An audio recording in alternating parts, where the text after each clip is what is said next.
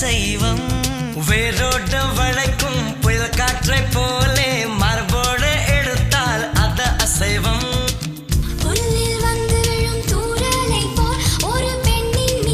No, that's not Bikram.